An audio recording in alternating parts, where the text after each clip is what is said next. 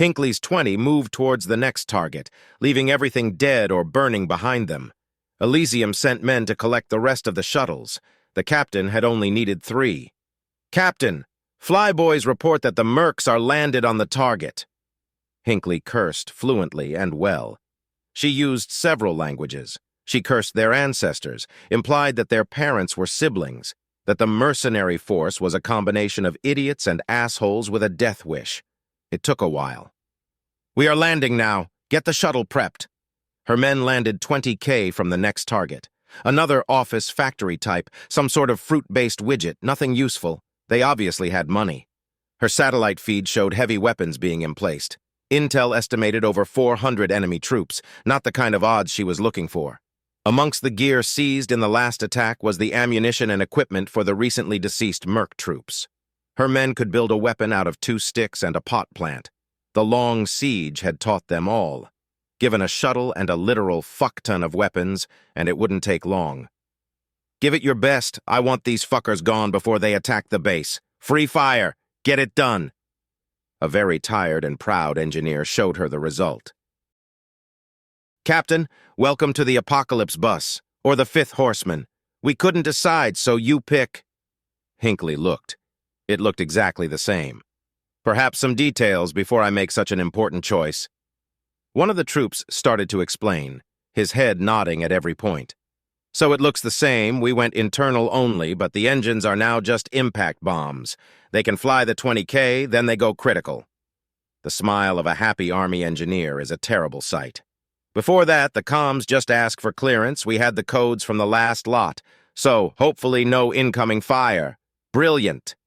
Then we harden the front. It should go straight into the building, while the engines drop outside. It will be so cool." Hinckley was remembering why she didn't want to be a soldier anymore. Those happy days of watching the plan fall apart. Of the dead. Of humanity's complete lack of limits when you push them too far. She nodded too. It was catching. "And then what happens?" The engineer smiled. "Then there isn't a building? Thank you. I chose Apocalypse bus. Send it." The shuttle lifted off. Her men followed at a safe distance. They were geared up. They also knew that they were taking the piss. Attacking an embedded force 20 times their size? The only reason they got on the shuttle was because of the captain. She fought not for glory, not for orders, but to keep the dream alive, the dream of going home, of peace. Throughout the war, her men died, but more lived. If this kept the base alive, she would die with them. They would die, but dying for your mates? Fine. They had all lived because someone else was dead. It came with the job. The shuttle came in limping. Too high, too slow. Comms reported they had been attacked while landing. The shuttle was allowed to pass. Then the engines fell off and the ship nosedived into the building. The engines alone took out half the mercs. Over a square kilometer was burned away as they went up in fire. Then the free-falling shuttle crashed through the roof, plasma packs ejecting and exploding on every floor. When it hit the ground, the reinforced nose exploded with enough force to evaporate the ground floor. The building collapsed. Then Hinckley's men landed. She watched the building fall, like old times. "Go to it. Survivors disarmed or dead. Move." Master Sergeant Elysium took the call. "This is the office of the Despot of Despots. We need to speak to Captain Hinckley." "She's busy. Perhaps I can help?" "Are you the designated survivor?" "No, she's alive and well. I'm second in command is all." "Please hold." The DD was enjoying the show, but still, his backers were unhappy. For a start, some of them were dead. Others had lost money. Much more serious. "Master Sergeant, I hate to interfere, but could you persuade your captain to stop blowing things up? I know you're unfamiliar with our system, but a show of force is usually enough." "Sorry, we don't usually do that. Perhaps if you called off the mercs?" "Don't worry about them. She has wiped out 2 entire bands. The others are retreating as we speak. I would hate for her to miss her inauguration by dying." Master Sergeant Elysium made a call, the call he wished he could have made years ago. "Captain, bring the boys home. We won." The inauguration was a spectacular affair. Normally only friends, family, and investors showed up. But this was a show of force and a surrender at the same time. No one wanted to miss it. The major corporations, those that had ruled for generations, sent heavily armed troops. Short of putting them in tanks, they wanted to be clear that they were not weak. The smaller corporations settled for sending diplomats and gifts. The humans arrived in their new shuttles. Landing in battle prizes made a very unsubtle point. Over 400 humans marched towards the palace, unarmed.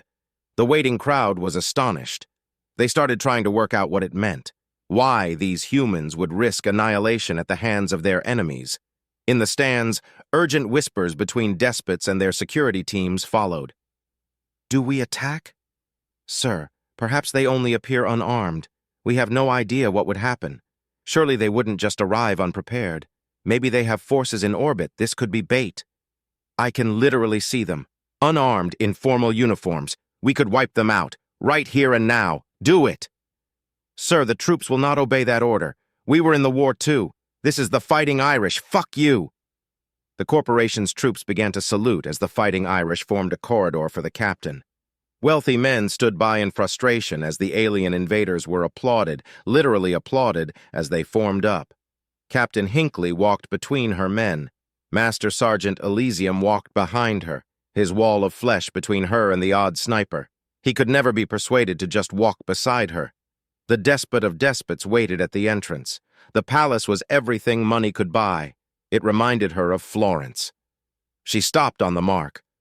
Now to see where this would go. The despot of despots began his speech. This was once in a lifetime, a chance to impose real order on the world, to ally itself peacefully with the major power from the war. His people were going to be so happy, and his backers so pissed. He reckoned he'd be dead or deposed in a week. Despots, guests, today we welcome Captain Hinckley to the court.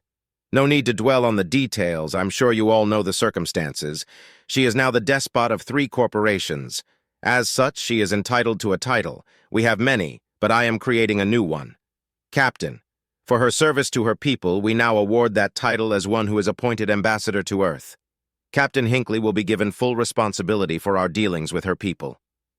For those who disagree, I also name Captain Hinckley as heir to my title. Kill me. She gets the codes. I have waited years to do this. Fuck you all. This system needs to change. Captain Hinckley stood, listening as the responsibilities piled up. Ambassador, heir, Captain, despot. Sergeant, get the men armed. Now! Every second man moved back to the shuttles, re-emerging in full battle gear. Within minutes, the humans looked a lot less friendly. And then it was her turn to speak. Normally, a simple thank you, a smile, and wave was enough. That had been her plan. Not today, apparently. Despots, guests.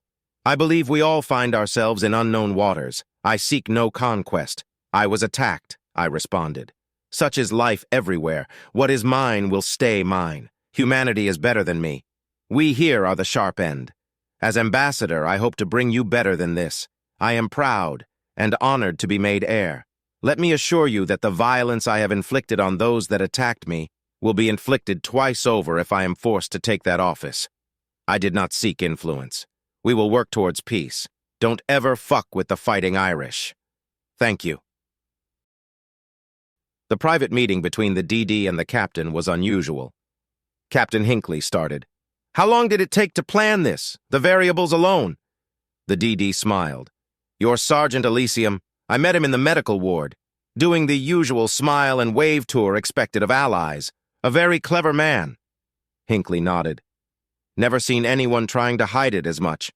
Good man, though. I'll be honest, Captain, I'm not sure he's human at all, but he said you could win for both of us. That it was meant to be. You will be taking my office in shortly. That you would take my people to safety. I'm pretty sure I made it clear what would happen if I have to become despot of despots. It will be ugly. Your sergeant said you would never make it home to Earth. That you would build a new one instead. I saw your apartment. Everything, even the smallest things, were important to you. Now you have a new planet to organize. And you get to die? I could kill your enemies. Save us some time. Nothing will save me. My previous heir already has assassins on the way. My bankers want me dead. I'm old. This took quite a while to organize. I'll die laughing. The despot of despots put down his drink. Ask the captain to return, please. Send in medical as well. Hinckley was already on her way back. What the fuck? What the fuck is this? She was interrupted by the DD's personal guard. Wait, Certain procedures are necessary. Medical examined the corpse. The note, the poison, the recording all showed what happened. The list of procedures was clear. Across the planet, it was announced. The despot of despots was dead. Hinckley was announced as heir, successor, and ambassador at the same time. We, the court of the despot of despots, are proud to announce that Captain Hinckley, ambassador to Earth, despot of 3 corporations, appointed successor, assumes the office of despot of despots. Long live Captain Hinckley, despot of despots.